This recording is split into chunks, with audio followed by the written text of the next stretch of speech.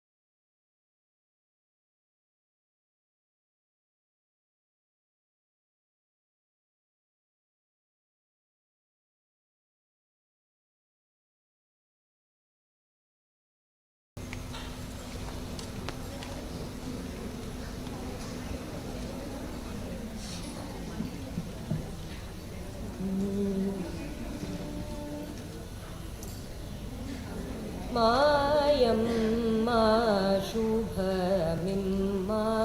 மாயம் மாசுபமிம்மா மரகதாங்கி மாதங்கி மாயம் மாசுபமிம்மா மரகதாங்கி மாதங்கி மாயம் शुभमिम्मा मरगतांगी मातंगी मायम्मा शुभमिम्मा तोयजारि शेखर तोयजारि शेखर तोयजारि शेखर गोलीजे दय सुदानिदे मायम्मा पंचभूतात्मक अखिल प्रपंचादि जननी वंजितागमादि सकल कर्म साक्षिणी पंचदशाक्षरी दिव्य मंत्र मध्यवासिनी रंजनी रक्तबीजादि भंजनी वरददासपोषिणी रंजनी रक्तबीजादि भंजनी वरददासपोषिणी मायम्मा शुभमिम्मा मरगतांगी Matangi मायम्मा शुभमिम्मा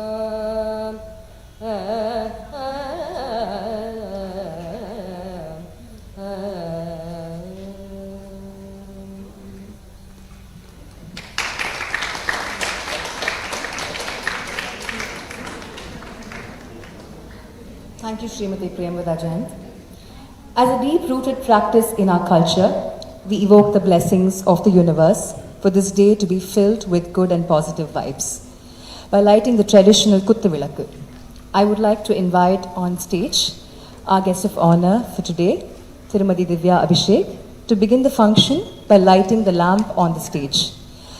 I also request our trustees, Dr. Selvi Radhakrishna, Mrs. Radhika Santanakrishnan, Mr. Kuberan and Mr. Santanakrishnan to come up on stage to join her in lighting the Kuttuvilakku.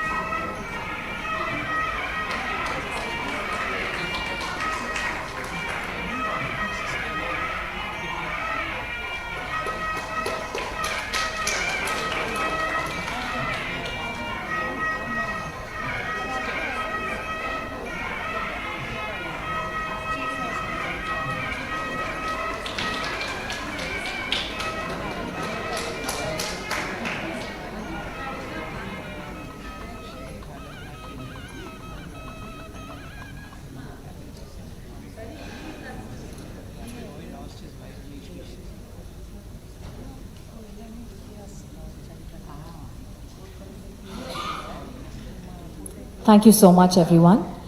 I would now like to welcome on stage Dr. Selvi Radhakrishna, oncoplastic breast surgeon of Chennai Breast Center and trustee of Sri Dhanvantri Trust and founder of Penn Nalam, to please give the welcome address. Dr. Radhakrishna needs no introduction, a foremost name in the field for the treatment of clinical oncology for breasts and cervical cancer for women. Dr. Selvi is author to many publications and has addressed several medical forums both in India and abroad. Ladies and gentlemen, please welcome Dr. Selvi Radhakrishna. Thank you. Mrs. Divya Abhishek, Chairperson FICCI Flow, Chennai, and our very eminent Dr. Malika Thiruvadanan, Senior Consultant, Palliative Care Services, Sri Santanakrishnan, Srimati Radhika Santanakrishnan, and my dear friends Jayashree Gopal, Meera Raghavan, Sheila Nambiar, Dr. Ramakrishnan, and Vasudha, and my dear Selvi Vinayak, I hope she's here, Geeta Mohan, and friends from Pennalam, friends of Pennalam, all our NGOs, trusts, and sponsors from the corporate world who've been supporting our work, and students from Isabel's Hospital and Stella Maris College, and all our volunteers as well. So it is my great pleasure to welcome you all for this wonderful occasion of the 15th anniversary of Pennalam. So it all started with one breast cancer diagnosis in 2009 and the treatment and aftercare that followed. So the goal was to make it available for all on time.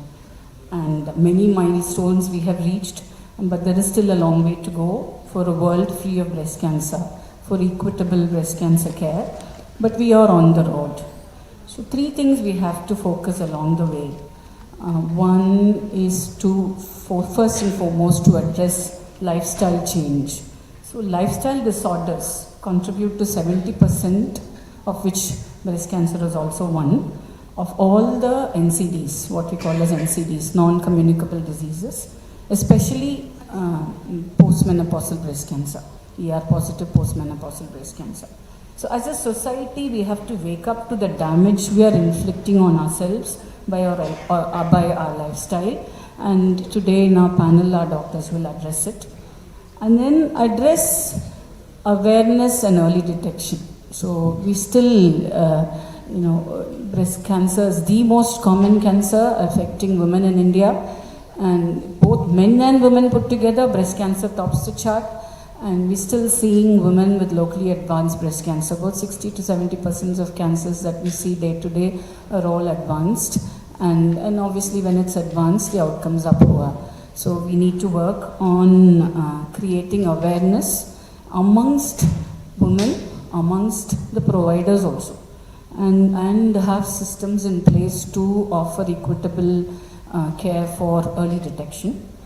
And address the provider related issues as well. So this the issue of picking it up on time and do the right thing for that patient. So there is a lot of gap and this needs to be addressed too. So training young doctors and other medical professionals collectively in this area is also an important goal. So we have a job cut out and we hope to meet yet again 15 years later and cover a bit more of our milestones. So with that, I welcome you all for this wonderful occasion. Thank you very much.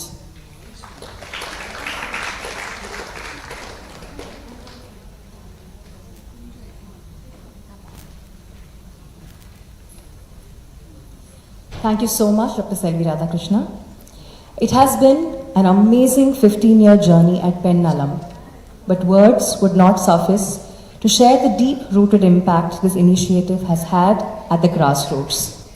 So ladies and gentlemen, we invite you to sit back and watch this amazing journey right from your seats.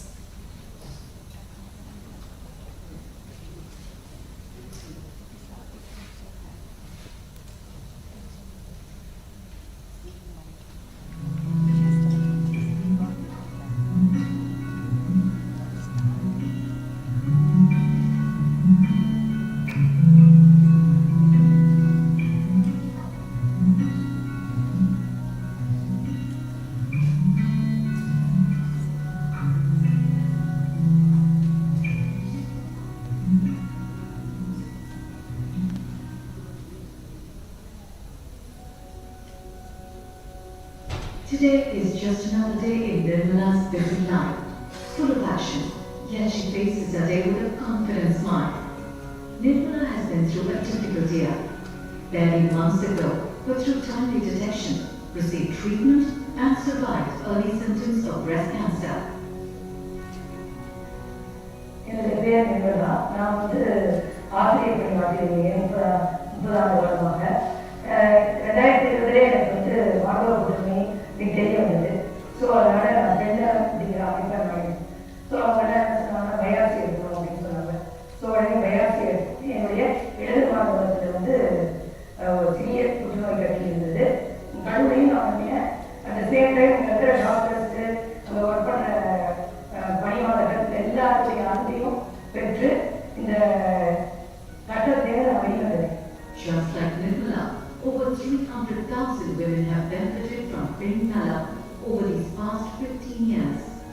A unit of Sri Dinamalar Trust, Penn Nalam Hospital is a dedicated center for cancer prevention and treatment.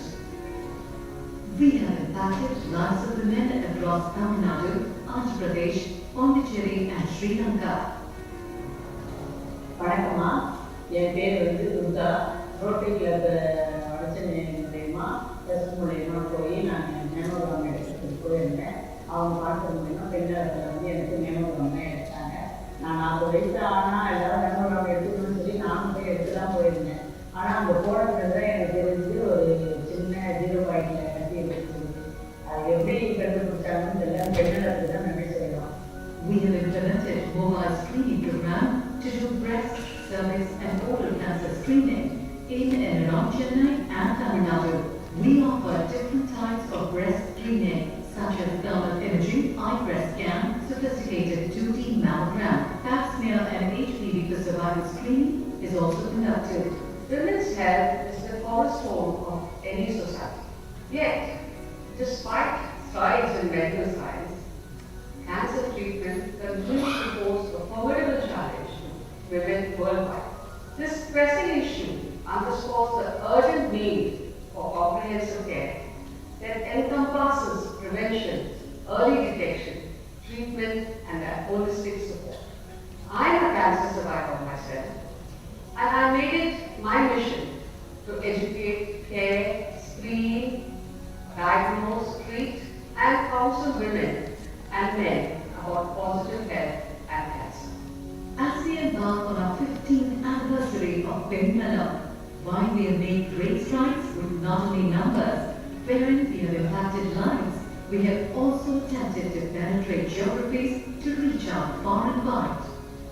Hi, my name is Dinamalar Balan and I am presenting Pragmatic Healthcare Solutions as the Managing Director and co-founder. We are working in the cervical screening space and we have developed India's first self-sampling kit for home collection of cervical cells. We have associated with Pennalam under a grant program where we are screening more than 3,000 women in the rural and urban areas. One thing that stands out while working with Pennalam is the motivation and dedication using which we have worked in the field. We have collected and screened more than 1,200 women within a very short time, which is a remarkable achievement. In addition, we have introduced a new product in the market in the domain where we are making women understand how to use it, which is also, I think, is extraordinary. We look forward to working with Pennalam going forward, and I wish them all the success. Thank you. To mark the completion of 15 years, Penn Nalam proudly announces the launch of an advanced mobile screening bus with digital scanning and most advanced facilities. A distinct and unique way of providing cancer awareness is what makes Pennalam stand out and famous. We pursue cancer awareness using puppet show, rally, street play, video quarter, and so on. It's important for all women to learn how to self-check their breast once a month on a regular basis, and also at an appropriate age, say 40 onwards, have screening mammograms. So having mammograms, a good quality mammogram is an opportunity to detect breast cancer early, and we all know that early detection offers the best possible chance of cure. Now, where do we go from here? I wish to emphasize the importance of women's wellness and to shed light on the complexities of cancer. Our aim is to empower women with good health, foster open dialogue, and inspire collective action. By understanding the risks, recognizing the science, and accessing timely care, we can significantly improve the outcomes and enhance the quality of life for women facing the disease. Penn Nalam family, comprising of our doctors, nurses, assistants and staff, have been working very hard to achieve our dream. We have collectively reached our milestones with the help and donations from our sponsors and well-wishers, and we are ever grateful to them. Let us embark on this journey together, united in our commitment to a future where women thrive, free from the fear of cancer.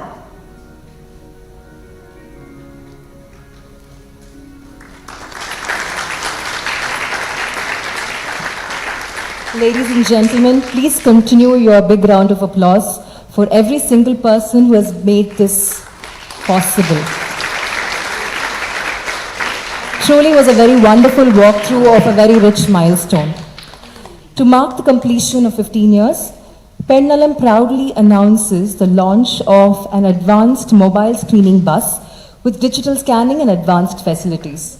The bus has a 2D mammography machine for breast scanning, a pap smear facility and a HPV virus screening facility.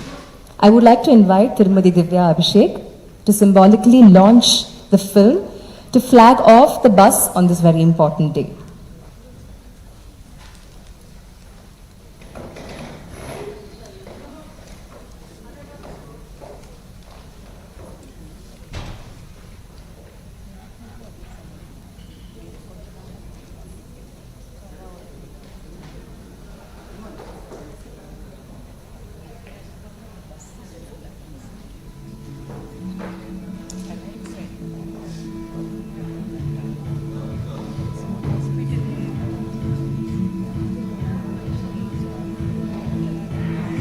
On the occasion of completion of 15 years of Penn Nalam Hospital, its trustees and management proudly announced the launch of an advanced mobile screening bus with digital scanning and the most advanced facilities. Today is a very important milestone in our journey of our battle against breast, cervix and colon cancer. We have launched the bus with the latest technology, which will be going all over from Chennai and Tamil Nadu. This mobile bus is equipped with the most advanced facilities for breast screening and examination.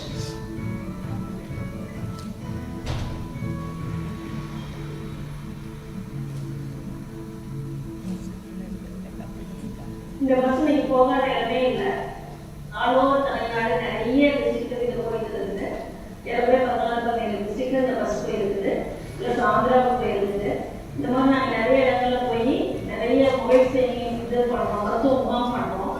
கேன்சரை பொறுத்தவரை நம்ம நாட்டில் லேட்டாக கண்டுபிடிச்சிட்டு வந்து குணப்படுத்த முடியாது, cancer தான் மரணம்னு சொல்கிறாங்க. அப்படி கிடையாது. காலம் தாழ்த்தினால்தான் மரணம். ஆரம்ப நிலையிலே கண்டுபிடிக்கக்கூடிய கேன்சரை முற்றிலுமாக நம்மளால் குணப்படுத்த முடியும். ஸ்டேஜ் 1லயோ 0லயோ 2லயோ நம்ம பிடிச்சிடணும் அப்படிங்கிறது தான் இந்த பஸ்ஸுடைய நோக்கம்.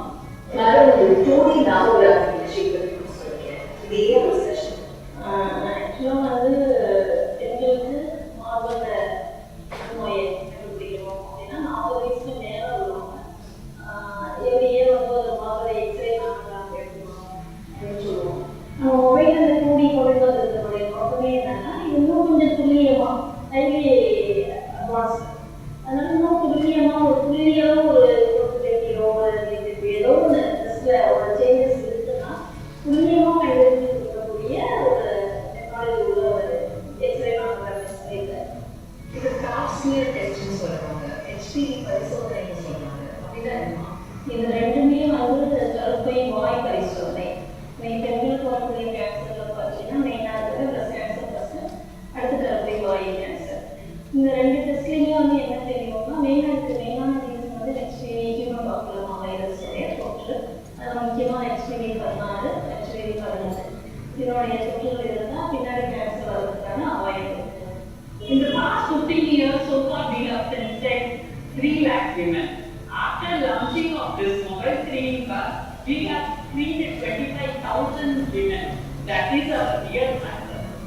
On the eve of the 15th anniversary of Pennalam, with great pride, we proudly flag off our mobile screening bus with the most technologically advanced facilities for PET screening.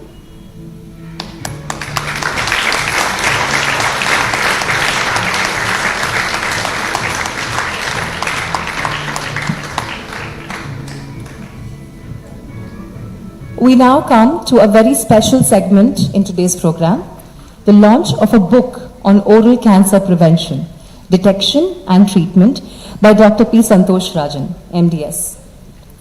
Dr. P. Santosh Rajan is a well-known Chennai-based oral and maxillofacial surgeon and is currently the clinical head at Penn Nalam Hospital and Nalam, Chennai. With a huge passion towards oral cancer surgery, Dr. Santosh's interest is in application of 3D computer-based precise planning in oral cancer surgery and rehabilitation. At Penn Nalam Hospital and Nalam Center, Dr. Santosh is presently focusing on the latest advanced surgeries and rehabilitation and guides his patients for an acceptable social life past treatment. We are releasing the book Oral Cancer, Prevention, Detection and Treatment today in Tamil and English. The book is also being produced in Malayalam, Telugu and Hindi so that it can benefit maximum number of people across our country. The book has been written with the aim of educating both men and women on oral cancer, what it is, how it occurs, and how one can prevent it and safeguard themselves from it. The language used is simple and easy to understand, and the messaging is straightforward and clear. The author's goal is to help make more people aware of oral cancer and thereby decrease the incidence of this disease. I would like to invite our guest of honor, Tirumadi Divya Abhishek, to please release the book. And the first copy of the book will be given to Dr. Mallika Thiruvadanam, Senior Palliative Care Specialist.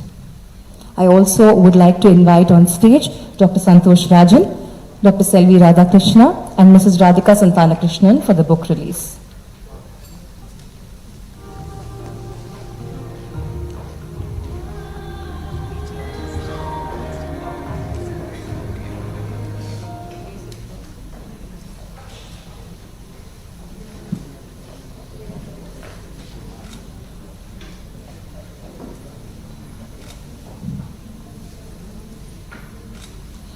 Release of oral cancer, prevention, detection and treatment.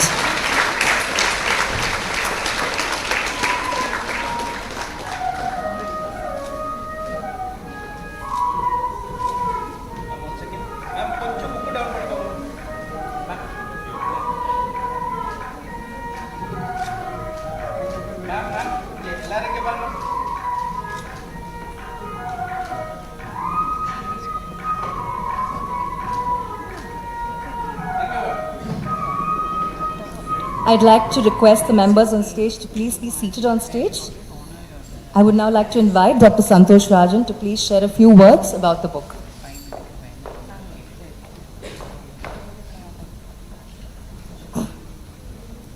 Respected Chief Guest of the Day,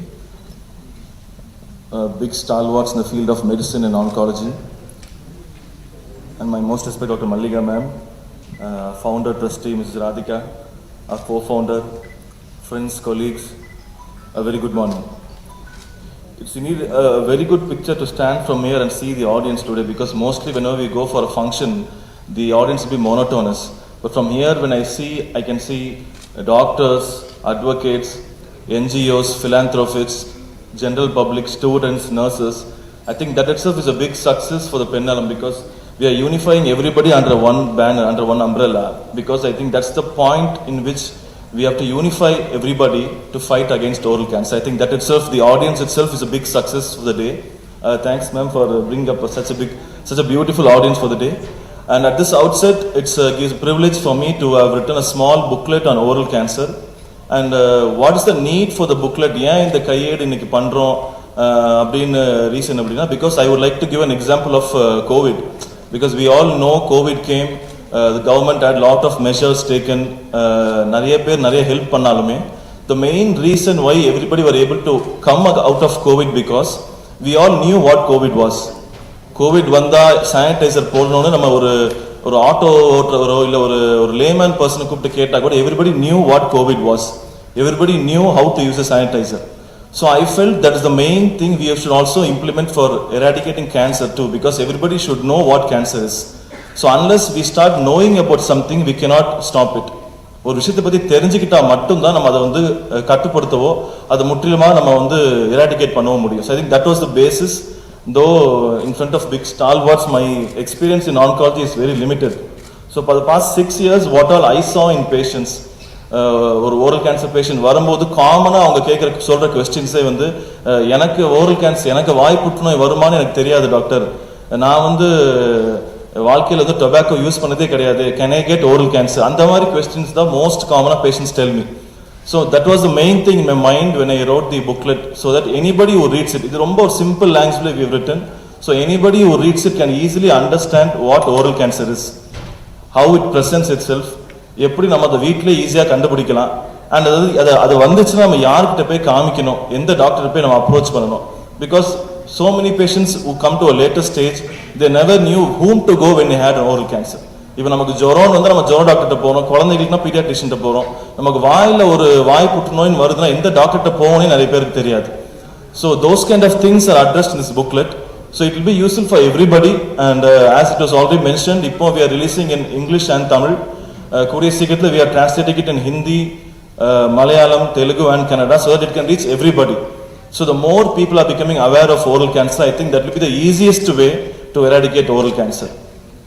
So thank you ma'am for giving me this opportunity for releasing this small booklet, and it's a very privilege to stand here on the 15th anniversary of Penn Nalam. They have been doing tremendous work for the past 15 years, and on a funnier note, I knew ma'am 4 to 5 years back. So அப்போ first time நான் மேமை பார்க்கும்போது எப்போ பார்த்தாலும் ma'am வந்து பெண்ணலம் சொல்லிட்டே இருப்பாங்க. So நான் கேட்பேன், மேம் பெண்ணுக்கு நீங்கள் பார்க்குறீங்க, ஆண் என்ன மேம் தப்பு பண்ணா, நீங்கள் வந்து இவ்வளோ பெண்ணுக்கு பண்ணுறீங்களே, really what did we do அப்படின்னு I used to be asking on funnier note. So I am also happy that for the past 3 years we are doing good under the banner of Nalam, mostly towards tobacco related cancers. And Pennalam breast cancer டைமில் ஏன் வாய் புற்றுநோயோட book release பண்ணுறோம் அப்படின்னா, oral cancer is not just male disease. It can occur to female patients also.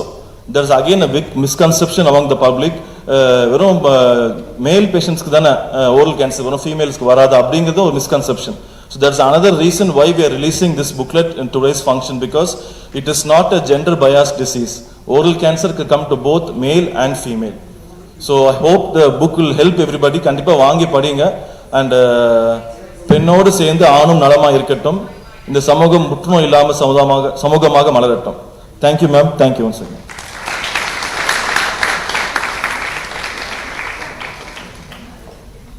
Awareness is indeed the key to prevention. Thank you so much, Dr. Santosh, for this book. We'll make sure to educate ourselves through it. I would now like to invite Tirumati Divya Abhishek to please share her thoughts.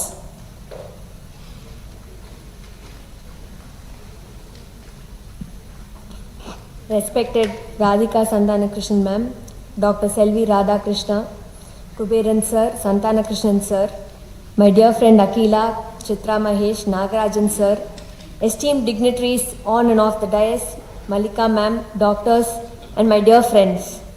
A very good morning to one and all present here. I am deeply humbled to be present here as today's guest of honor, but I wanted to take this opportunity to say I am really not the guest of honor. The true heroes, the true chief guest for today are the people at Pennalam, the trustees, the doctors, the volunteers, everybody who is standing, who made 15 years possible, and truly they deserve a huge round of applause for the kind of work that they have done. In fact, Benjamin Franklin said, when you are good to others, you are best to yourself. And I think they truly took on that motto to work day in and day out for the welfare of somebody else and ensuring that everybody is healthy. They've conducted more than 1,000 awareness programs, sensitized 3 lakh women and screened more than 25,000 women and several women at early screening stage.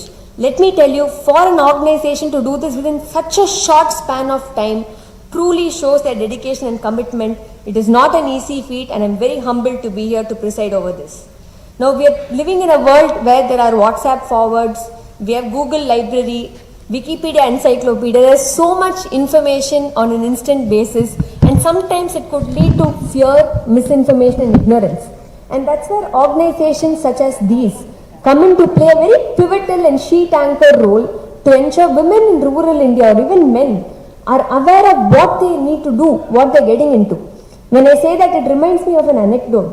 See, bird flu was sweeping across the country. So there was a corporation inspector, he went to a poultry farm and he called the farmer there. He said, tell me man, what are you feeding your chickens?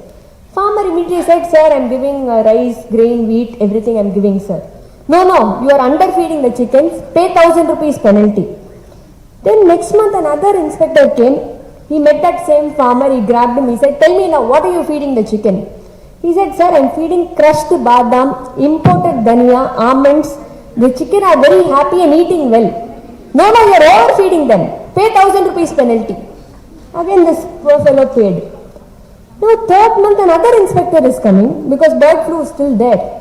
He caught hold of this farmer and said, tell me now, what are you feeding the chicken?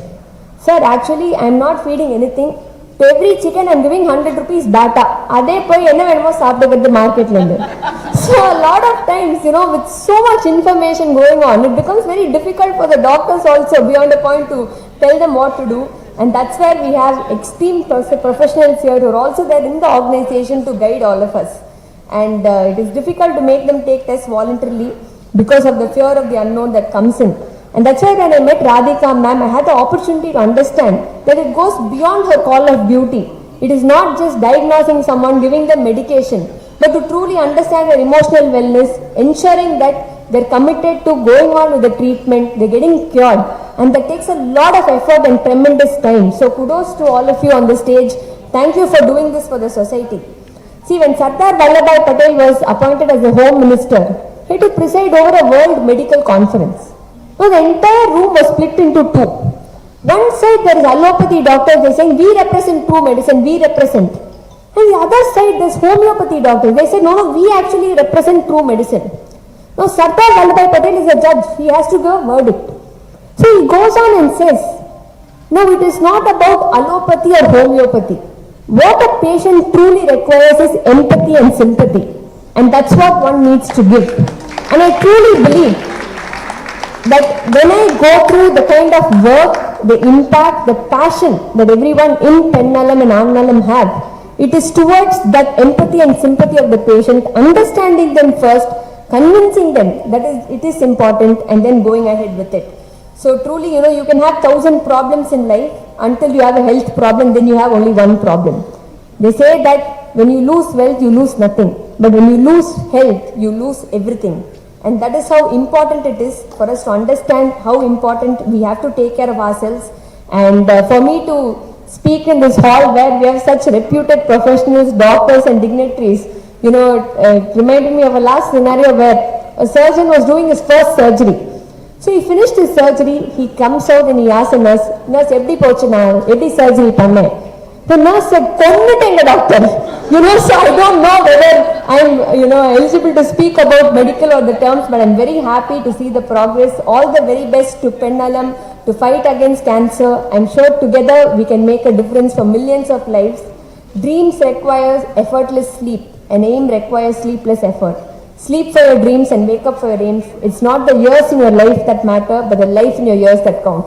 So thank you very much once again with these brief words. I hand it over. Thank you.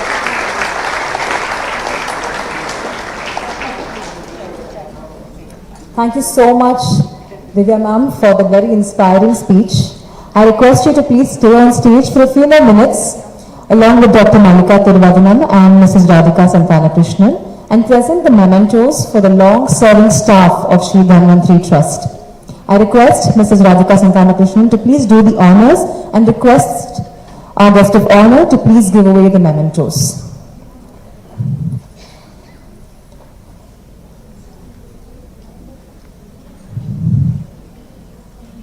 Dhanvantari அறக்கட்டளையின் பொன்னான அன்பர்களுக்கு இப்பொழுது நாங்கள் மரியாதை செய்ய போகிறோம். S Arockiamary,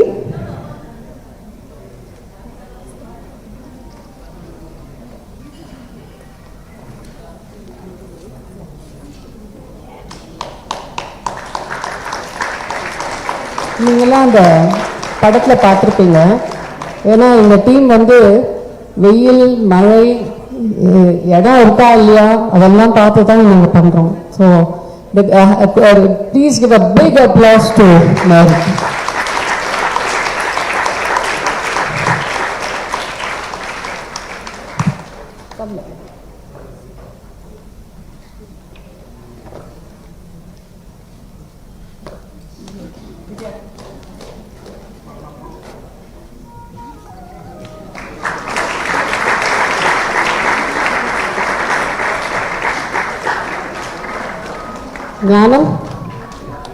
ஞானம் has been with me from day one. So அந்த படத்தை பார்த்தீங்க, எங்கள் வீடு மாதிரியே இருக்கு. எனக்கு பேசும்போது அவ்வளோ கம்ஃபர்ட் இருக்கு. தட்ஸ் ஆல் பிகாஸ் ஆஃப் ஞானம்.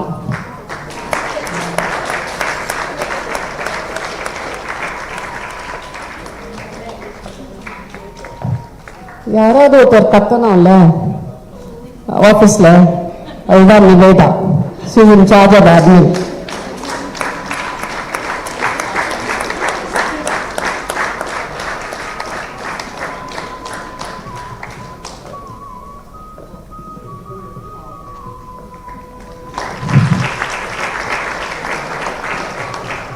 மலையாளத்திலையும் பேச தெரியும், தமிழ்லையும் பேச தெரியும், டாப்ஸ்பியரையும் ரொம்ப நல்லா எடுப்பா. சுனிஜா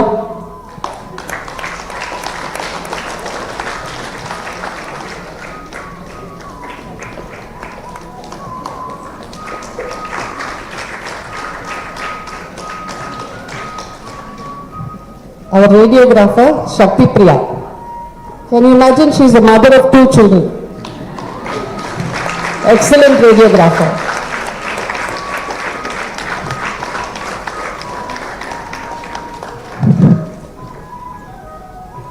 வலிக்காம பிளட் எடுக்கணும், கோமலா தேவி.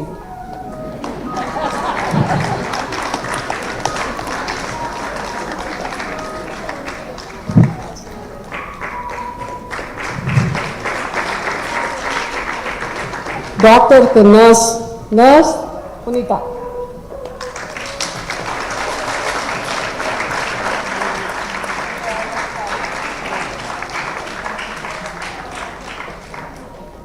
இந்த பெரிய பஸ்ஸை ஓட்டுறதுங்கிறது லேசானது இல்லை. ஏன்னா மேலே ஏறி எங்கெல்லாம் வீடு அந்த வயர் வருது எல்லாத்தையும் தூக்கணும், சந்துலெல்லாம் போகணும். கத்தர்ராஜ்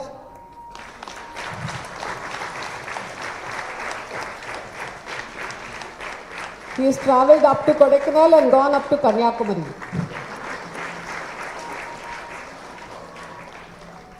My first employee, Kaveri, my housekeeper.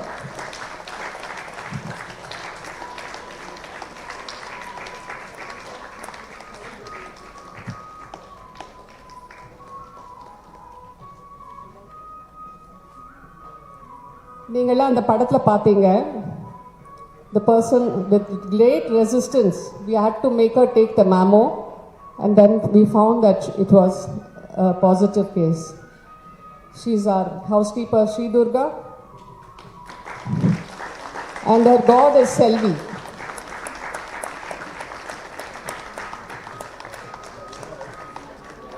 Thank you, Dr. Selvi.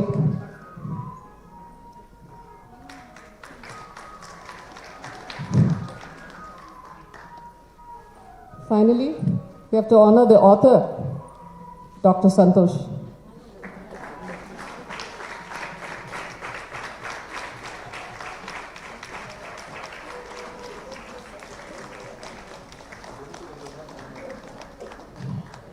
Thank you.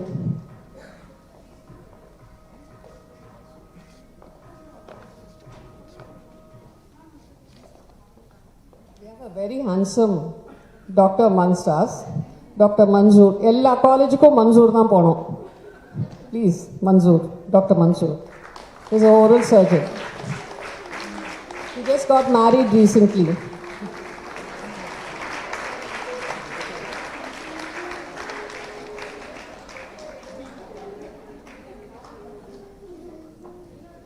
Thank you so much. I'd now like to invite Mrs. Radhika Santanakrishnan to please felicitate Dr. Mallika Thiruvadanam.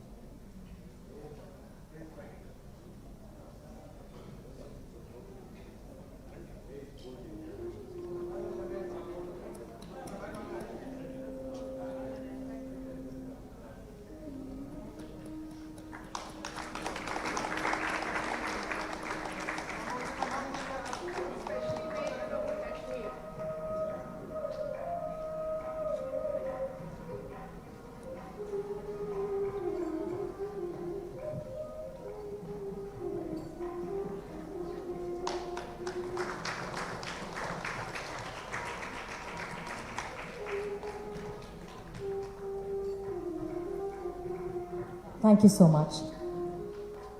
We now conclude the first segment of today's program. I would like to thank our guest of honor, Srimati Divya Abhishek and Dr. Mallika Tiruvadana. Okay. For taking their time to join us grace our function today. We will also have Mrs. Radhika Santanakrishnan, honor Srimati Priyamvada Jayant.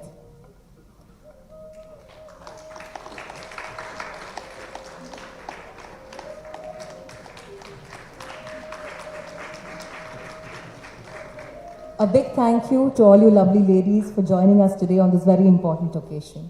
Ladies and gentlemen, a big round of applause for our guests today.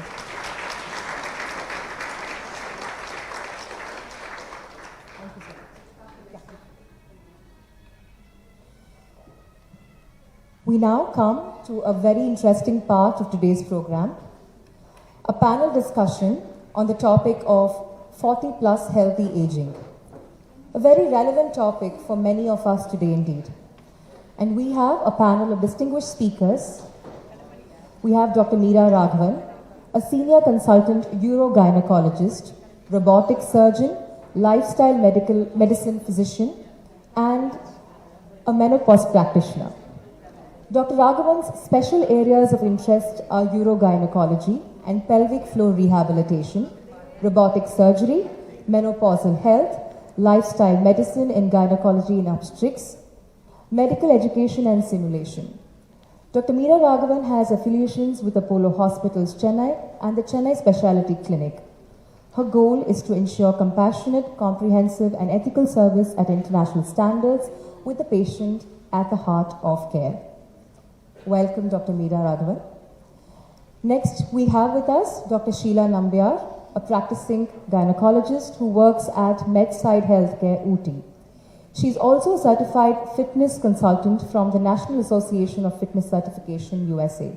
She is the founder of immediate past president of the Indian Society of Lifestyle Medicine. Dr. Sheila Nambiar is the chair of the International Relations Task Force of the World Lifestyle Medicine Organization. She is trained in positive psychology and cognitive behavioral therapy and uses both as counseling tools for her patients for behavioral change to prevent NCDs due to poor lifestyle habits. She runs her own health and wellness program for women called Training for Life. Welcome, ma'am. The moderator for today's discussion is Dr. Jayashree Gopal, a foremost name in the field of diabetes, endocrinology, metabolic and lifestyle health. Dr. Gopal is director and founder trustee at Dia Endo India Foundation. She holds official positions in several institutions, to name a few. She is a diplomat of the American Board in Internal Medicine, Endocrinology and Diabetes, a senior consultant endocrinologist and diabetologist, Apollo Hospital, Chennai, an associate dean for teaching and research, MV Diabetes Research Center, Royapuram, Chennai. Recipient of several awards and accolades, Dr. Jayashree Gopal is the author of several publications, white papers and books. Welcome, Dr. Jayashree Gopal. May I invite Dr. Meera Raghavan and Dr. Sheila Nambiar to please join them on stage. Before we begin, I would like to share that we will have a few minutes for a quick question and answer session at the end of the discussion. So do listen closely and keep your questions ready. Also, I'd like to request all of you to please put your mobile phones on silent. Thank you, Madhuvanti. Wonderful introduction. Thank you so much. Good morning, everyone. Vanakkam. It's an absolute pleasure to be here, and thank you to Mrs. Radhika, Mr. Santanakrishnan for inviting us here today for this panel. Before we start, a exercise, okay? So it will take about 2 minutes. So, either if you have or you know someone with diabetes, please put up your hand. Okay. கையை மேலே வச்சுக்கோங்க, அதான் நான் சொன்னேன், exercise சொன்னேன், உனக்கு கையை கீழே போடக்கூடாது. Okay, for 2 minutes. உங்களுக்கு if you have or you know anybody who has high blood pressure, கையை மேலே தூக்குங்க. Okay, you know where this is going. Cholesterol. Okay. ரெண்டு கை தான் இருக்கு, அடுத்தது காலை தான் தூக்கணும். Yeah. Fatty liver, osteoporosis.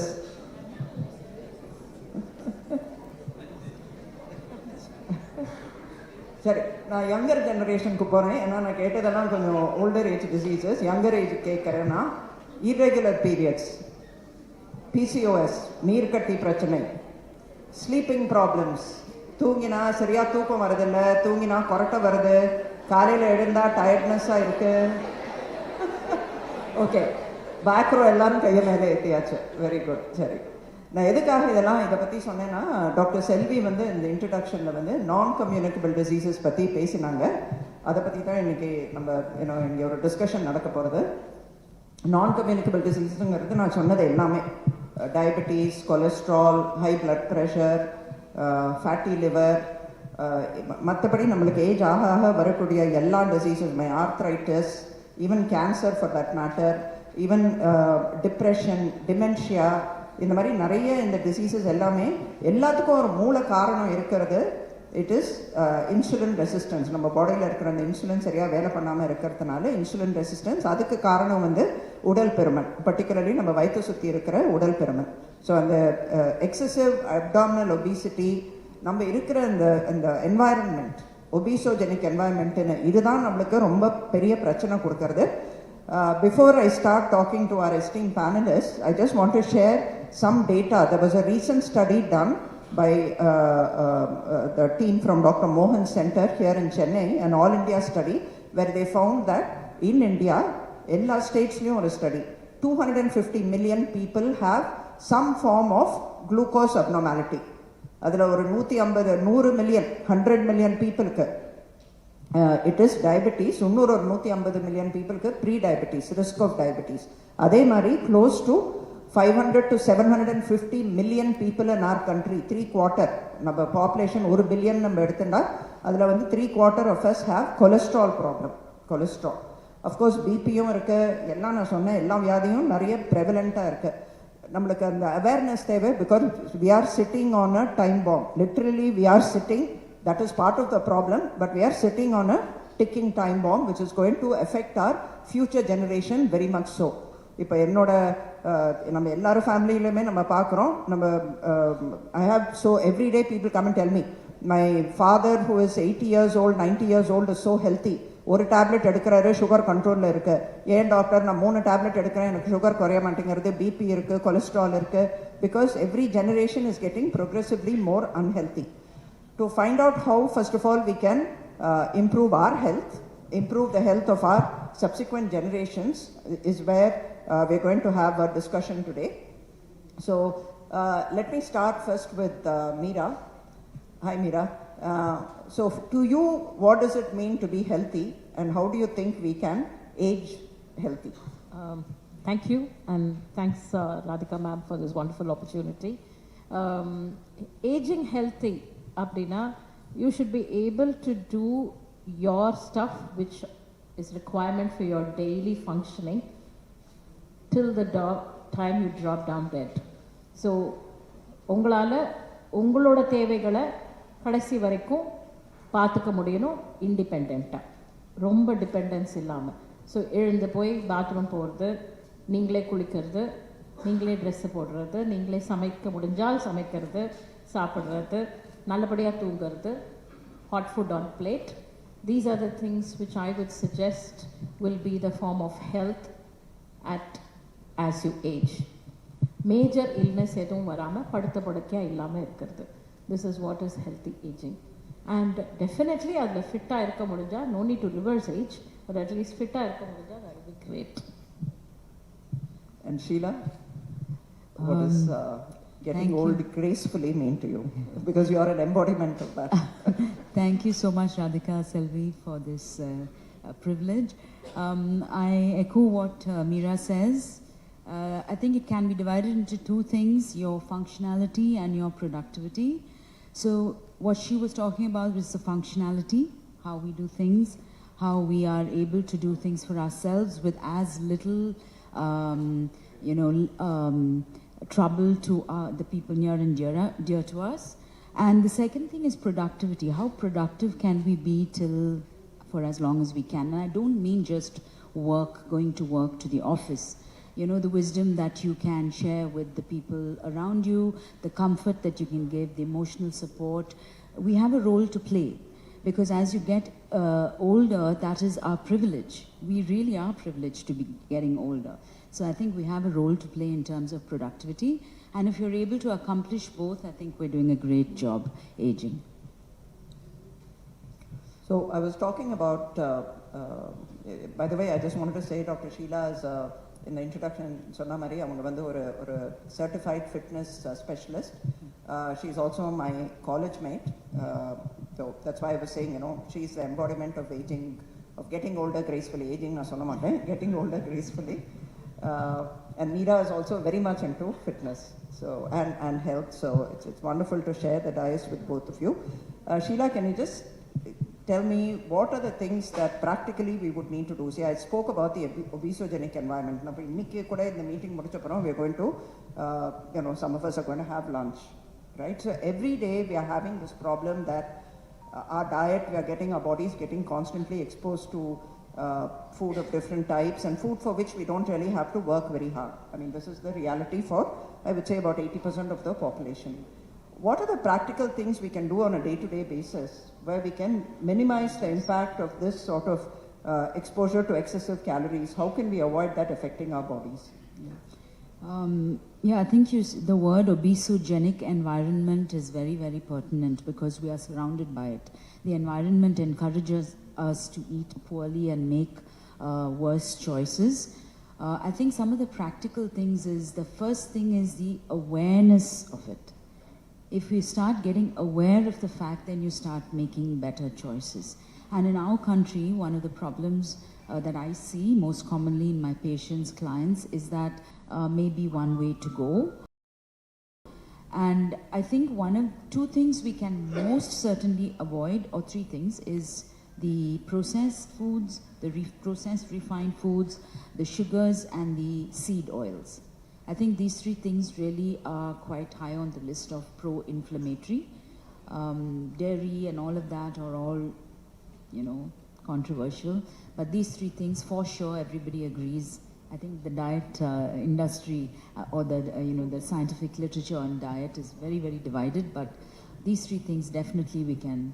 ask you a practical question. You were talking about processed, refined foods. You were talking about seed oils. Yeah. Okay. So the average person, as soon as they get up in the morning, the typical breakfast is to have the idli, the dosa. Yeah. Okay. Yeah. Most often for people who are working, it's the lunch that becomes a problem. Yeah. Invariably, breakfast is at home, from what I see, but lunch is, if they're on the move, they get lunch from, you know, wherever, like a... Get a step. And as you rightly put it, நம்ம the time miss பண்ணிட்டோம்னா, that craving makes us snack unnecessarily. அந்த snack அப்புறமா ஒரு dinner சாப்பிட்டுட்டு, அதுவும் லேட்டாக சாப்பிட்டுட்டு அதுக்கப்புறமா படுத்து தூங்கினா கண்டிப்பாக ஃபேட்டி லிவர் தான்.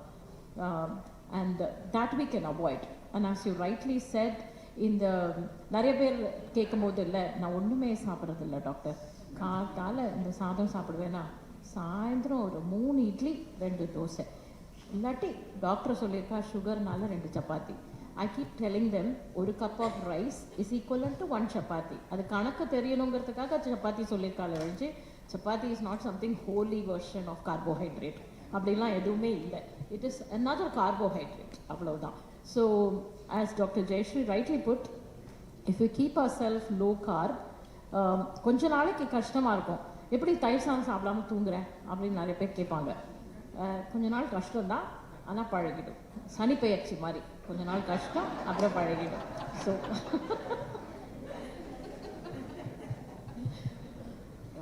Sheila, you were talking about seed oil. Can you just specify what that is, please?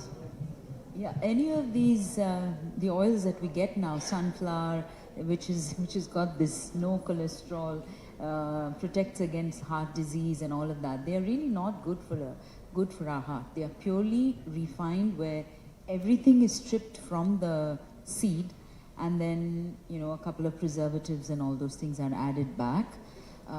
It does not help us. It is, although it says low in saturated fat and all that, it does not help us. Of having, so you get it from the, chekku, yeah, the filtered or the cold pressed rather than the refined.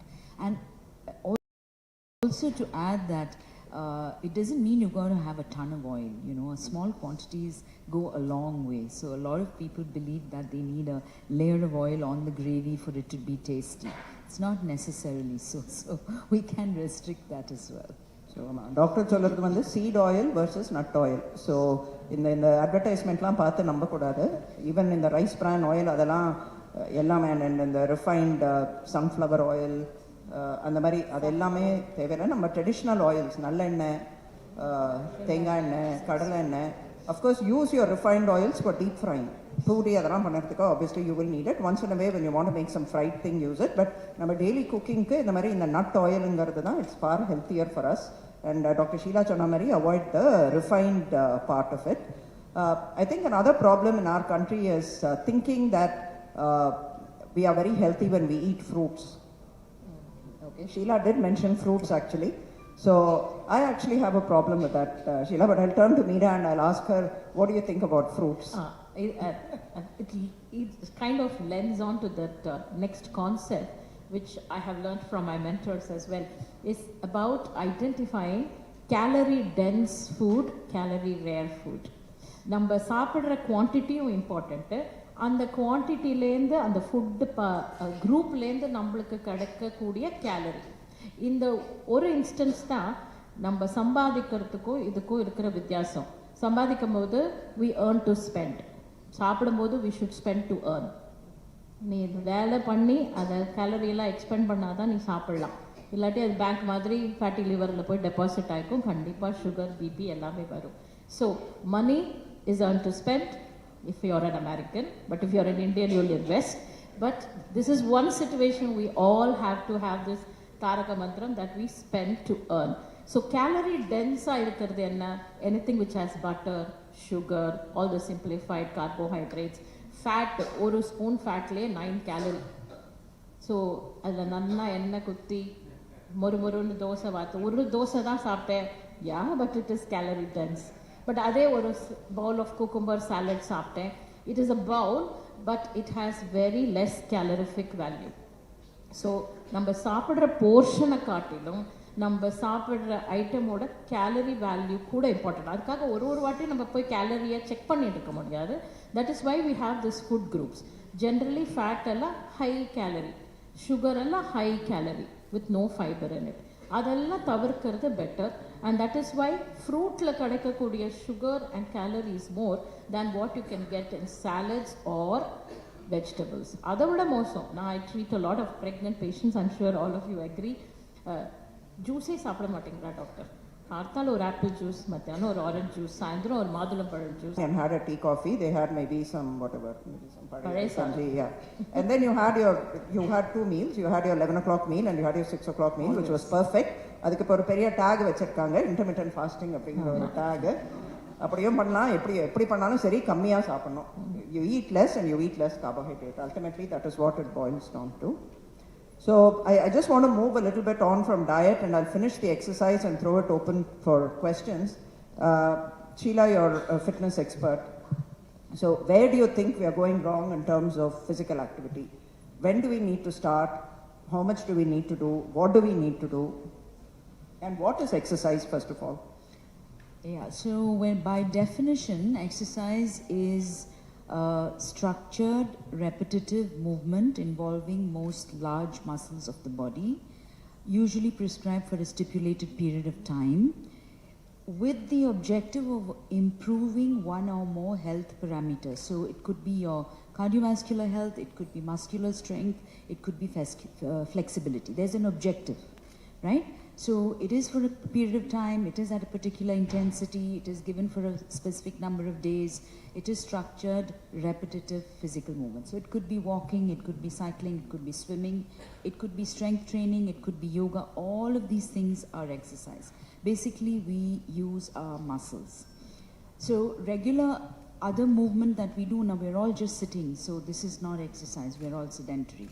But just moving around, housework, cleaning, even cleaning your closet, up and down the stairs, that is activity. A lot of patients, when they come, they say, no, but we are doing all the housework and we are doing, which is good, which is great, but that's not exercise, because that's not targeted towards improving any specific health parameter. right? What were the other? You asked about 10 questions in one. When do we start? When do we start? What do we do? Right. How long do we have to exercise? Right. So when do we start? As early as possible. The younger you are when you start, the more likely it is that your body also acclimatizes to exercise and that the muscle memory remains for quite a long time. So, sorry to interrupt, Sheila. Just wanted to ask. Quite often, when we see 12 or 13-year-old girls who are brought to us because of PCOS and obesity, there is a misconception that growing children cannot go to the gym, cannot do weights. Is that true? No, that is a misconception. You can most certainly do strength training exercises. Doesn't necessarily mean you lift weights. You can do own body weight exercises. The concern is during that growing stage, the height can be shortened because the growth plate fuses early, etc. It's never really been proven, because you do know a lot of youngsters who start at teenage, in their early teenage, and then they grow up to be bodybuilders. So they are training really seriously from a very young age, 15, 16, etc. So earlier than that, you can certainly do own body weight exercises, which means pull-ups, push-ups, squats. You know, in the olden days, you used to have the multi-gym, the monkey bars, all those things, which we don't even play with nowadays, right? It's mostly the remote and the what's it called? Playmaster. PlayStation, things like that. So own body weight exercises, absolutely fine, as early as possible, like I said. And then you said, and then how long every day? Yeah, and it's also, you can, if you've never exercised before, you can start at any time, provided it is under guidance. So even at 60, 70, 80, we know that when you start to exercise under guidance, there is improvement. There is improvement in health. So it doesn't mean I've never exercised, so now I can't do anything. And how long? How long every day? Duration. So WHO recommends 30 minutes per day of cardiovascular activity and 2 days a week of strength training. That's WHO. But honestly, I think as Indians, we need at least 1 hour a day and 2 days a week of weight training and some amount of flexibility, simply because of the rest of our lifestyle. We do not move enough. If we are really physically active through the day, then yes, you could do 30 minutes. But I think as Indians, we do need a lot more. Very common complaint, Sheila, is I can't walk because mutti valikirudhu, and the orthopedic doctor has said don't exercise. Don't exercise, yeah. So what do you? So it's a catch 22, right? You don't exercise, you gain weight, puts pressure on the knees, ankles, all the joints, so you get knee pain, so then you're told not to exercise. So it goes round and round. You can do low impact activities like cycling, swimming, etc. There are other ways of exercising without impacting your knees. Walking by itself, unless your knee is completely gone, is really not contraindicated with knee pain. And running, certainly not. So high impact activity should be avoided, but walking is definitely not a problem. Incline walking is very effective. Contrary to what most people say, don't walk on the incline. It's very effective because it develops the quadriceps, hamstrings and calves, which are important to support the knee joint. So I hope that answers. Yeah, and sometimes even people who are not able to get out of their chair, they can do upper body exercises. Yeah. So you can use your weights, you can do. And studies have shown that anytime you exercise, even if you exercise with your upper body, the chemicals that your body makes, hormones, the other chemicals, it actually has beneficial effects in other parts of your body. You can also sit and do things as simple as this. You can do marching in place, you can wear ankle weights, and you can do stretches. I don't know how many of you remember, but recently there was a WhatsApp forward saying, just contract, the back and the calf muscle, sugar That was a study that was done. On the Tata used to keep the child and play. Yeah, fantastic. That is what. That's excellent. On the child it's whatever we did has got a different name thanks to the Western world and the social media, and we immediately think it's something given to us when actually we have given it to the world. We really don't appreciate all of this much enough. That's the truth. So, Meera, we are not fitness specialists. We're not. Yeah. So, practically, what is it that we can do as non-fitness specialists? What is it that you do, for example, or what can we do on a day-to-day basis to keep improving our movements? Functionality. Yeah, functionality. The idea is try not to take the elevators, lifts. Try to, even if it is the ramp, please walk. Unmele movement is medicine. Keep as much as walking as possible here. The steps is a guide, but definitely it motivates you to do more. நிறைய பேருக்கு அதுவே ஒரு reminder மாதிரி இருக்கும், ரொம்ப நேரம் உட்காந்துட்டே எழுந்து போன்னு. To emphasize the importance, nowadays even if you sit for more than 2 hours, it's like smoking a cigarette. Let's understand that and inculcate the habit of keeping on moving. So for youngsters, ஒரே இடத்துல உட்காந்து ஸ்டேஷனில் work பண்ணுறதா by standing laptop, உங்கள் கால் exercises பண்ணலாம். If you are interested in dancing, join a dance group or a dance class. It's very de-stressing, to be honest. Go for a walk. அந்த காலத்தில் 48 சுற்றுறதெல்லாம் was exercise, it was movement, and whole body's weight training was your Topakaranam, was your Namaskaram. Everything was incorporated into our life, but we didn't see them as important aspects of physical activity. அதனால இந்த எக்ஸசைஸ்லாம் பண்ண வேண்டியிருக்கு. அதெல்லாம் பண்ணியிருந்தா maybe இதெல்லாம் தேவையில்லை. Everybody used to go to the Mav machine, carry 5 kg bags and come walking. That is what is called farmer's walk, but not everybody does it now. So let us start incorporating small aspects of movement. ஒரு நாளைக்கு நடந்துட்டே இருக்கணும் அப்படின்னு வச்சாக்க automatically it will become a habit. உங்களாலே உட்கார முடியாது. ஒரு ஸ்டேஜுக்கு அப்புறமா you will become addicted to the kick of that movement, and that is what is going to help us. So just a few more suggestions in that, the steps and all of that. Have a few rules for yourself. Like for instance, if you're watching TV, every commercial break I will do squats. Or if I'm watching the milk boil, I will do calf raises. Or the other one is when I'm on the phone. When I'm on the phone, I will not sit down. I will walk around and talk. And given the way the Chennai roads are nowadays, I just have to say, be careful when you walk, right? Find a park, find a temple, please go there and walk. Yeah, because on the இடத்துல சுத்தினா புண்ணியமும் உண்டு, and also you're avoiding இல்லாட்டி நாய் துரத்தும். Be careful. Exactly, practical. So I'm going to throw it open right now for suggestions before we do a final for any questions from the audience. There are questions? Oh, okay. Yes, of course. I meant to. Okay, very important thing which I had told Meera I was going to ask her is a problem that all of us face as we get older. It's particularly bad, Meera, in our country. This is faced by older women. It's particularly bad in our country because we don't have proper public toilets. I think it's a problem both for men and women, and I think we should all be fighting for proper public toilets so that we can all go. But urinary problems that women face, how early does it start?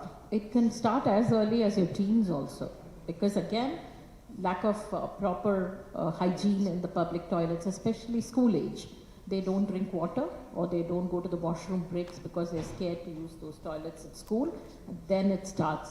Because of that, the fear of using those toilets, they don't drink water. Because they don't drink water, they can develop UTI, stones, constipation, which worsens this problem yet again, and poor toilet habits, which can persist into adult life and later on. In the overactive bladder, போகணுன்னா போன நினச்ச மாத்திரத்திலே போகணும், இல்லாட்டி leakage வரதுக்கான problem, இல்லாட்டி அடிக்கடி bathroom போகணுங்கிறது, இல்லை போனால் ரொம்ப நேரம் ஆகுது, இல்லை அடிக்கடி யூரின் இன்ஃபெக்ஷன் வருது. Is a very, very, very common problem among women. Starts very early, more so after menopause, and worsens after the age of 60. The reason I took up lifestyle medicine is 85% of my patients who have incontinence have chronic illnesses, obesity, diabetes, hypertension. Now, மருந்து மாத்திரையே கொடுத்துட்டு இருந்தா, they are never going to get better. I have to address primarily their obesity, their lifestyle measures, their food habits, their drinking habits. நான் என்ன சொல்லணும்னு தெரியறதுக்கு எனக்கு முதல்ல தெரியணும்ல என்ன பண்ணணும்னு. So that is why the lifestyle medicine came about, and it really works a treat. I tell them, நீ இது பண்ணினேன்னா என்னோட மருந்தை சாப்பிட்றத நிறுத்த முடியும், ஆர் என் மருந்து 100% வேலை செய்யணும்னா இந்த லைஃப் ஸ்டைல் மெஷரை ஃபாலோ பண்ணால் 100% வேலை செய்யும். இல்லாட்டி இந்த மருந்து வேலை செய்யலைன்னு கம்ப்ளைண்ட் பண்ணக்கூடாது. So there is a way of insisting on these lifestyle measures, and poor toilet habits are the reason for our women and men suffering. You know, this habit of parents having, na vella pono ni poi bathroom poitu va, na koil pono ni poi bathroom poitu va, and the the toilet training one day is wrong. You cannot make the child go every hour, then it becomes a habit for the bladder reduces its capacity. Similarly, if you don't go to the washroom for 8 hours, 9 hours, that is not a sense of pride at all. I can hold on for 9 hours, your bladder will go conky after some time, and you will not be able to empty your bladder properly because it loses its tone. A bladder is a very bad child, you'll have to train it. Otherwise, you will become the slave of the bladder. So very, very important for us to understand. So train the bladder properly. Every 3 to 4 hours, you have to empty the bladder. And you can train your pelvic floor to control the bladder urges so you don't leak at inappropriate place, inappropriate time and space. So adukana pelvic floor exercises are very, very important. So especially people who go to gym when you're weight training, please train your core as well. So pelvic floor train pannati, you can have leakage. So yoga helps in pelvic floor training, and all women should start pelvic floor training from a very young age, and especially after delivery, and never is too late. So it will only improve the symptoms. So importance of lifestyle again comes there. It's not just about medicines. And coffee, tea, please don't take more than 2 cups of coffee or tea, because coffee and tea are extremely bad bladder irritants. So especially people who stay at home, unga maid oda or coffee, guest oda or coffee, abdi panninde poga kudadu. Morning one, evening one. That should be enough. So you made the transition, Meera, so you know, you're very proud of it, I can see that. Doctors are very bad, you know, we keep drinking a lot of tea and coffee. Yeah, thank you very much. It's a mind game. So before I one more question that I did want to ask you is, what in your opinion is a list of screening tests that men and women need to do, and at what age does it need to start? I mean, just a rough thing, we'll pitch in. Yeah. First, your height, weight. I have moved on from BMI to an inch tape. So from a doctor, I've become a tailor, because our waist circumference is the most important. We always blame our genes, either the marabanu or our genes. Genes became tight. No, you became fat. That is the truth.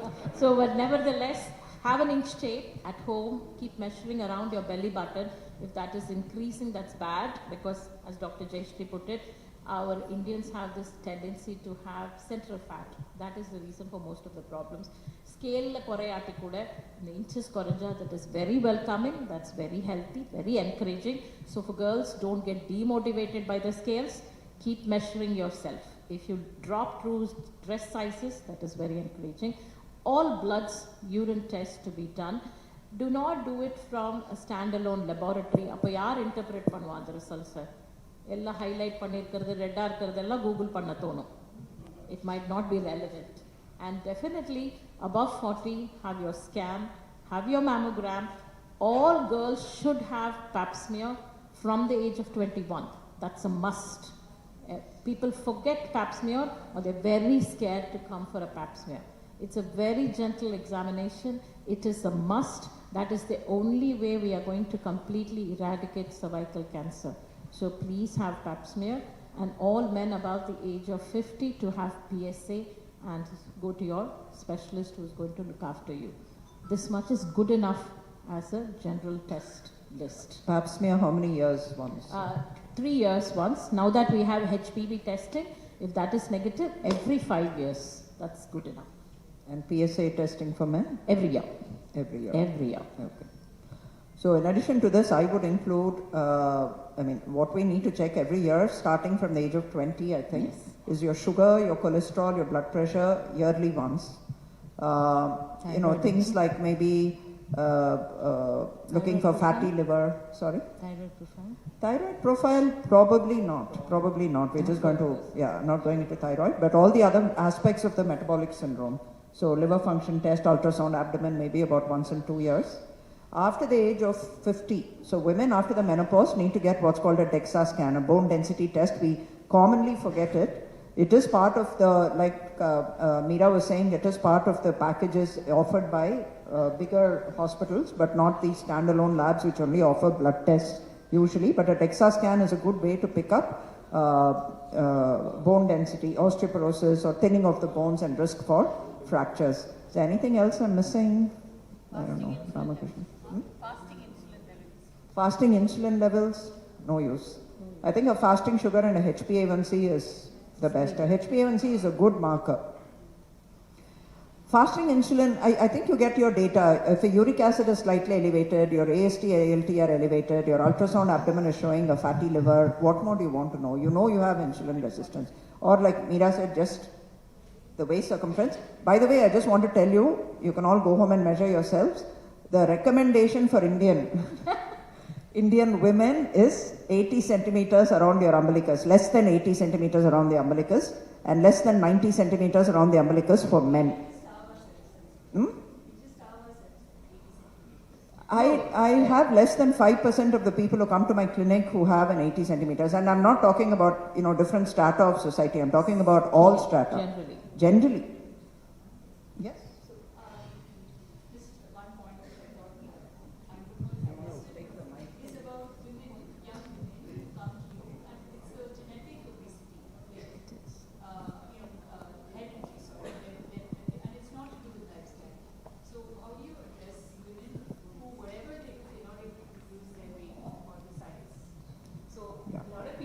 These issues, and it has nothing to do with the lifestyle of the current generation. That is a point. So it's a little bit of a controversial topic. Do we have something called metabolically healthy obesity? Doctor கேட்கறது வந்து weight அதிகமா இருக்கு, but என்ன பண்ணாலும் weight குறைய மாட்டேங்கிறது. Now this is my practice every single day. There are some people, in spite of being overweight, if they have no other metabolic issues, your sugar is normal, your cholesterol, your liver function, your uric acid, your ultrasound, ellame normal irunda, maybe it is okay, your weight is okay, but remain fit. Fitness is very important. Beyond a certain point, weight reduction is not the only goal. Weight reduction, metabolic wellness is the goal. That is a new term that we are all using. What is important is to feel, first of all, feel good about the way you are, about physically, about how you're feeling. You shouldn't bloating irukkodadu, vairu ubbasam, digestion சரியா இல்ல இதெல்லாம் இருக்கக்கூடாது. So you should feel good about yourself, you should feel fit, no aches and pains, and making sure that all of your metabolic parameters are under control. So beyond a certain point, making sure that they're eating healthy, exercising, I don't worry about the weight. Though we are saying weight, beyond the weight, it's about metabolic wellness. Thank you so much, Vasudha, for pointing that out. Absolutely right.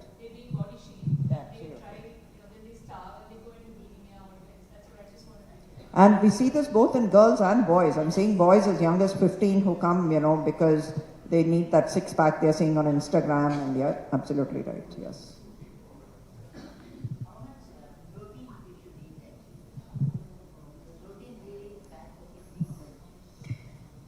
So yeah, again, this is a bit controversial, but anywhere between 0.8 to 1.5 grams per kg body weight, depending on which stage of your life you're in.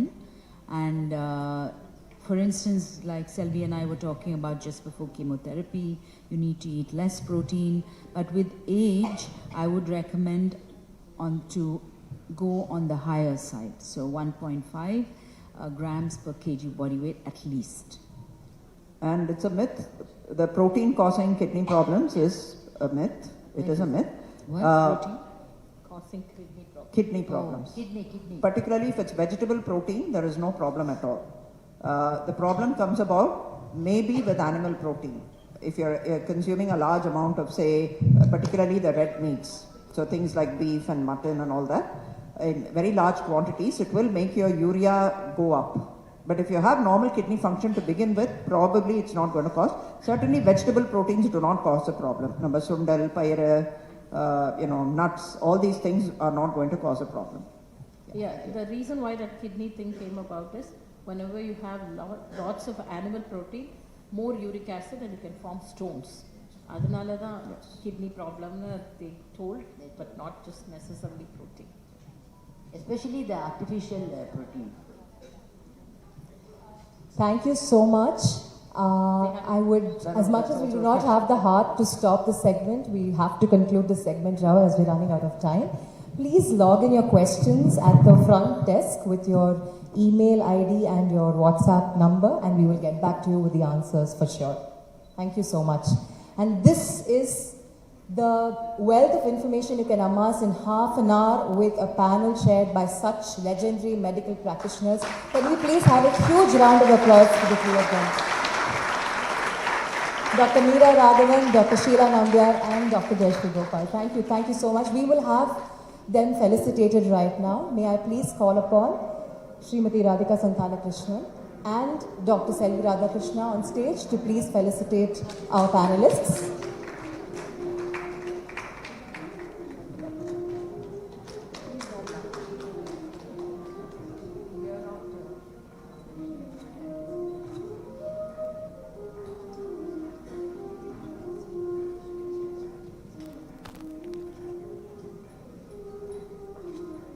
You are what you eat. We couldn't have had another timely reiteration from the three of them. Thank you so very much.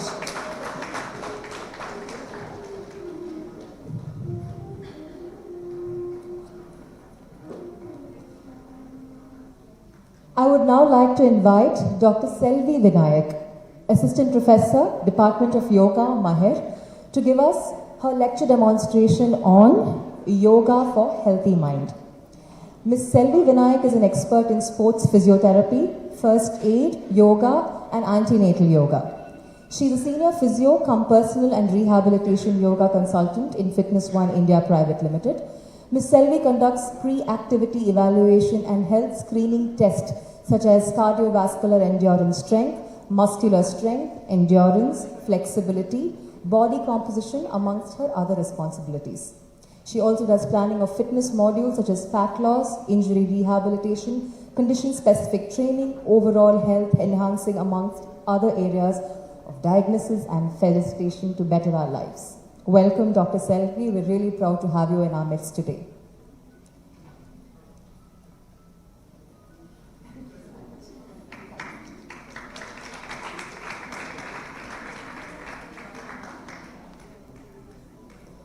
Good morning to all and all present here.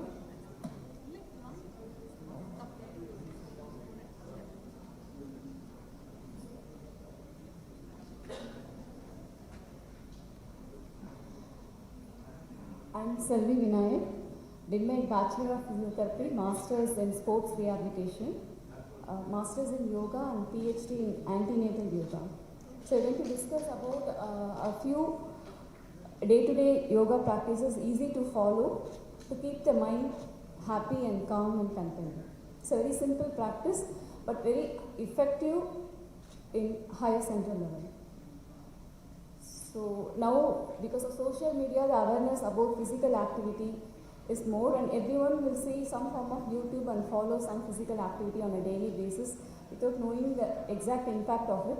And thank you to all doctors who gave a detailed explanation about importance of a healthy food, physical activity, and how important is sleep in day-to-day life to prevent the non-communicable diseases. So I'm going to discuss about a few simple breathing practice and some asanas which have an effect on higher centers of cranial nerves, so which you're not aware of it. I'm not going in detail about the cranial nerves, just simple procedures, how it will be useful for us. So there are 12 pair of cranial nerves which controls the sensory systems. There are different senses when we see things, when we hear, taste, and when we imagine various aspects. So these sensations will have a high impact on the brain. When we start seeing the food in a video, social media, Instagram, and other thing, we'll feel like we have to have it, and we'll order and we'll end up having the junk food. Same way, the previous memory of what food we can order and take it, what exercise we can do it. So different senses, vision, olfaction, and sensory impulses from different parts can be controlled with various yoga practices and breathing exercise, which is highly effective in keeping your mind calm. Stress is really high in all age groups, starting from LKG, preschool, then they go to college, office, and day-to-day life, the stress is high at different level. So how to overcome the stress? So by having a control, reducing the social media, reducing the usage of screen time, reducing and more going out and interacting with people, physical activity, kids to play outside in the park, a simple walk, all those will help you reduce the stress level.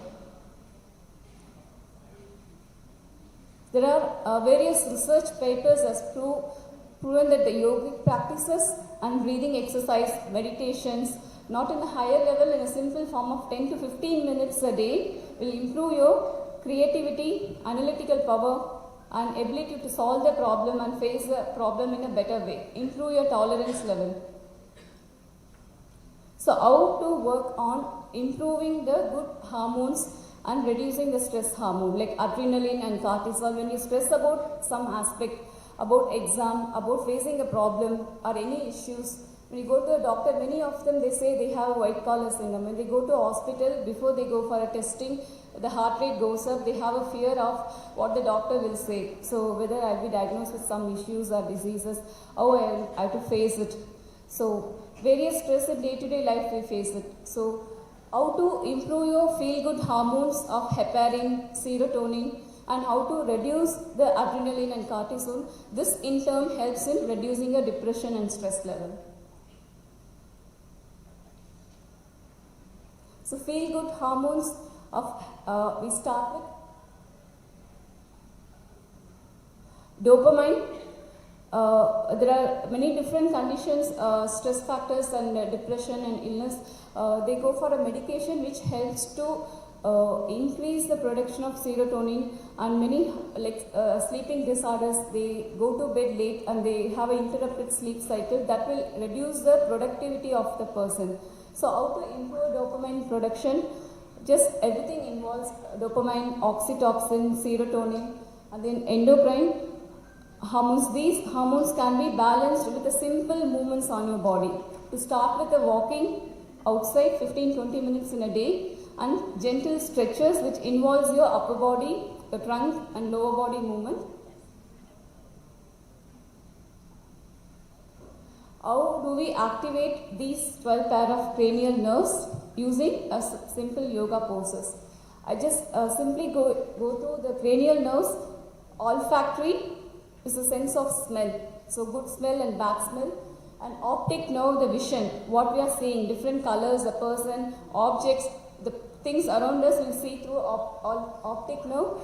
Oculomotor is a movement of the eyeball, moving up your eyeball upward, downward, towards right, towards left, and rotation of your eyeball. These practice involves, I'll explain you later how some yogic practices help to activate the oculomotor nerve. Trochlear, which involves the movements of the eyeball, and trigeminal nerve, it's a sensory nerve on the upper half of the face, the cheek and the jawbone. Abducens, and then the facial nerve, expressions of the eyes. Face, when we laugh, smile, sad, the emotions and expressions can be controlled by the facial muscles. This can be controlled by a facial nerve. Auditory, what we are hearing, listening to music, it make you calm down and reduce your stress level, reduce your adrenaline level. So auditory nerve plays a major role in reducing your stress level and keep you calm. Glossopharyngeal nerve is the sense of smell and taste. Vagus nerve is a very detailed information about the vagus nerve, is the longest sensory nerve and also motor control. The food what we take internally. Vagus nerve has a supply to a small intestine and stomach also. So when the food what we take, it has an impact on the intestine that will send an impulse receptors to the brain. So that will decide the what food you take, that decide the mindset of a person. The healthy food will be able to control the mind in a better way, calm and contented. Unhealthy mindset, like if you order mostly outside food with lot of preservatives and coloring agents, that will increase your stress level in your brain. So the practice involves with a simple prayer, like even a silent prayer to start with. You can keep your whole program for a day for 15 to 20 minutes. To start with, 10 to 15 seconds of keep sitting in silence. Then proceed with the simple asanas which I am going to explain. Pranayama, that's the entire detail about controlling 12 cranial nerves. Mudras, bandhas, and then meditation technique. The simple asanas, not everyone can do it. A few basic, we can do it on the bed in the morning itself or on the mat. The first one is the camel pose, kneel down position, backward bending. Kneel down with backward bending. If you can able to reach your heel, you can hold down or you can even support your back. This will open up your chest and thorax, enhance your lung capacity. You will be doing a normal inhalation and exhalation for about 5 to 6 cycles. So this will release the compression in the posterior cervical region, expand your lung and thorax, and improve your blood flow to your cervical region. The second one, sitting in Vajrasana position with the leg folded.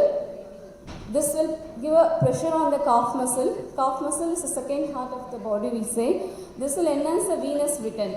So most of us in the desk job, this Vajrasana position help to assist the venous blood to pump efficiently and get back to the heart. So this also assists the veins to pump the blood efficiently.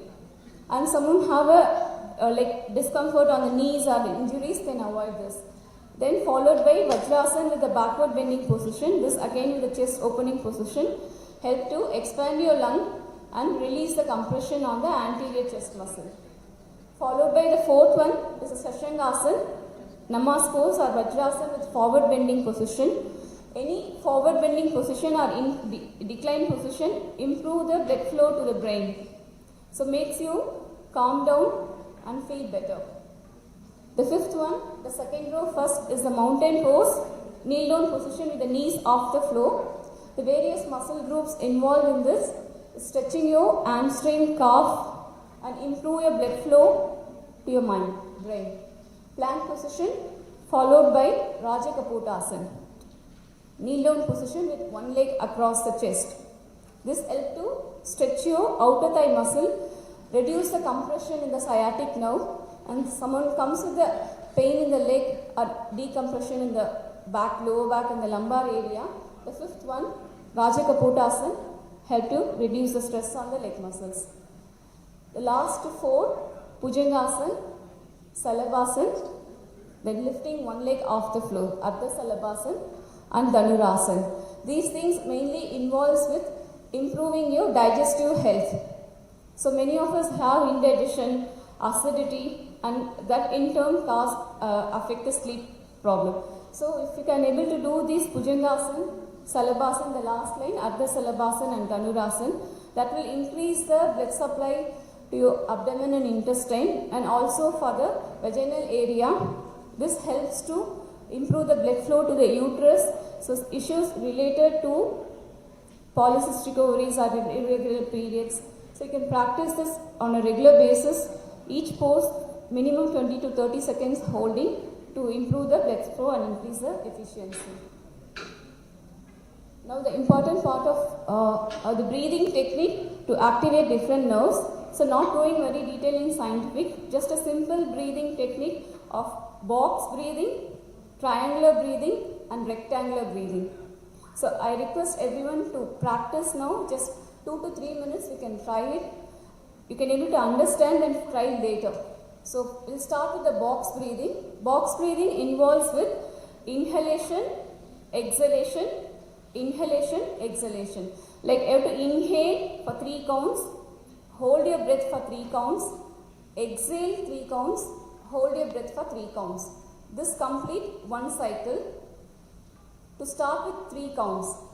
Once you do regular practice, you can proceed with 4 counts or 5 counts. So I request everyone to start with the box breathing, placing your hands on your abdomen, sitting with the spine straight, shoulder braced, hands on your abdomen with eyes closed.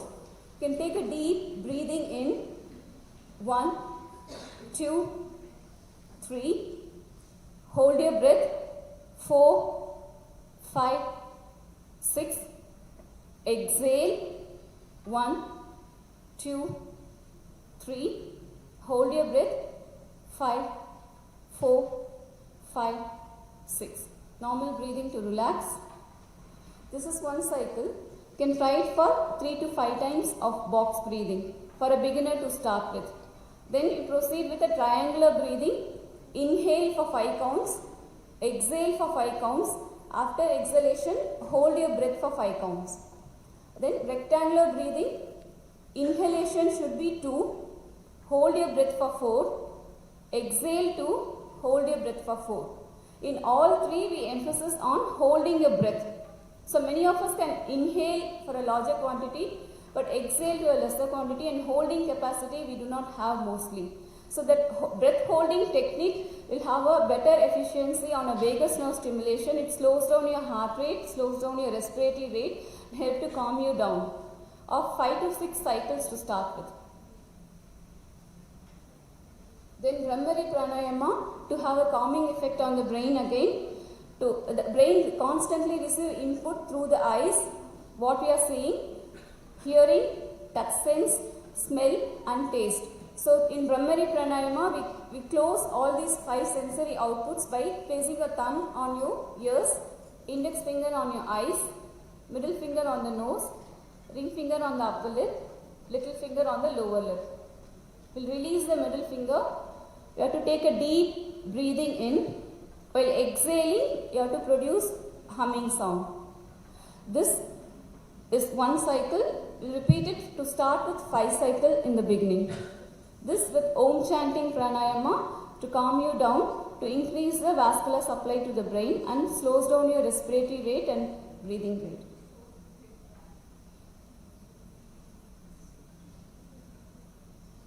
And to end with meditation technique. So each one will follow different technique by seeing the YouTube. So simple meditation technique is for 2 to 3 minutes. Either can be in sitting position or in lying down position. We'll be thankful. We should say thank you to our own system. We should be thankful to the brain for functioning efficiently. Should be thankful for the heart and lungs for pumping good blood and giving oxygen to the whole body. Should be thankful to your intestine for absorbing a nutrition food and supplying to your system. Should be thankful to the kidneys and excretory system for expelling your unwanted materials out. Should be thankful to the God for giving a good body and mind. It will be for 30 seconds to 1 minute, thanking the universe for giving all good things for us. This will give a positive approach towards life. Thank you.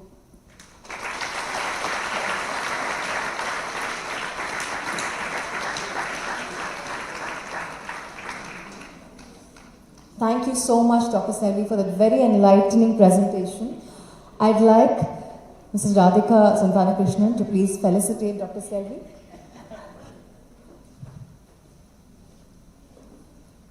Selvi is one phenomenal trainer and a very, she's a physiotherapist and a doctorate in yoga. Thank you.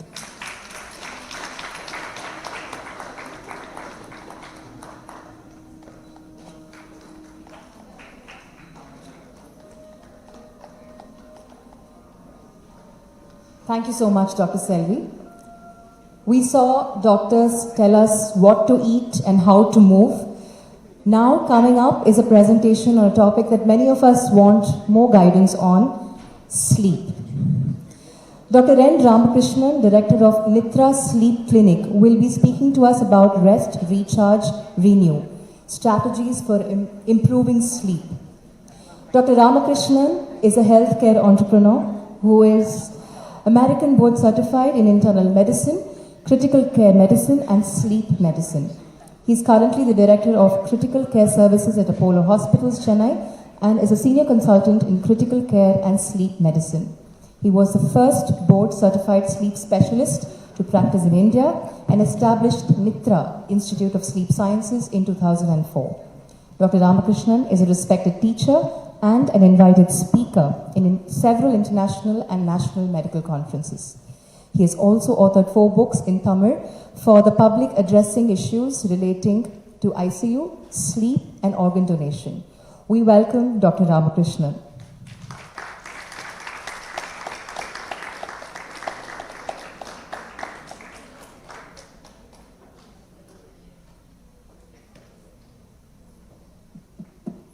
Good morning.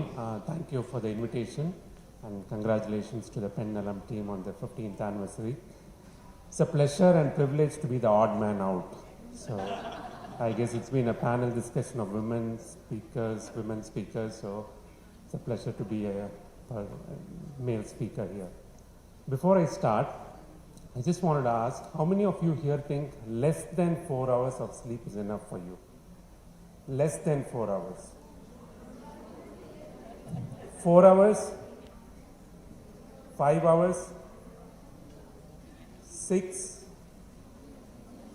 7, 8, 9, 10, 24. Good. All right. Okay. The second question I wanted to ask you is, how many of you are aware that there are allopathic certified trained sleep medicine specialists? Okay. Thank you. All right. So what I wanted to talk is, we heard about non-communicable diseases. Non-communicable disease, தொற்றா நோய்கள். So இதில் என்ன முக்கியமாக நம்ம பேசும்போது immediately we talk about blood pressure, diabetes, high cholesterol, obesity, heart disease, stroke, cancer. Okay. There's something that's more common than all of this and can lead to several of these or be a result of several of these, and that is sleep disorders. Okay. And so, most of you, if I ask you who is a nephrologist, you will say kidney specialist. Neurologist, nerve, brain. Okay. But you don't know about sleep specialists. It's a much more common problem than most of the other problems that we just talked about. Okay. So, what do I see as a sleep specialist? Enna mari problem varanga? Number one, people who cannot sleep. Okay. They feel like they're not getting enough sleep. What we call as insomnia. Okay. இது எதனால வருது? Sleep problem is clearly a lifestyle problem. We heard about the various lifestyle issues, so definitely it's a lifestyle issue. If I ask this question, whatever I asked you, இப்போ நான் கேட்கும்போது most of you were in the 6 to 8 hour range. Okay, that's where most of you were raising your hand. There were some who were smiling and raising for 9 and 10. There were few, mostly elderly people raising for 5, okay, but nobody below 4. So most adults require about 6 to 8 hours of sleep. That's what we need. But if I had asked the same question in early 1900s, the answer would have been close to 7 to 9. Okay. We are shrinking our sleep. We are shrinking, we are accepting a much lower level of sleep. Why? Because of the lifestyle. Number one, like long commutes to work. We wake up early, like right from children, we wake them up early, you have to leave them in a creche, both families were, both members of the family working, drop them off in a creche, you have to have long travel, long hours of work, you come back very late, no time to relax, just cook, eat, nothing to unwind, okay, and then you try to sleep. And before we go to sleep, there is another monster with us. Okay. All the time, having some screen time, whether it is, YouTube, phone, video, laptop, that's another thing. And we carry work home. Work doesn't stop when we are leaving the office, because invariably you get calls after that. All of those are also shrinking our sleep time. So insomnia or lack of sleep is one thing that we are seeing very often. Almost about 40% of my practice is probably insomnia.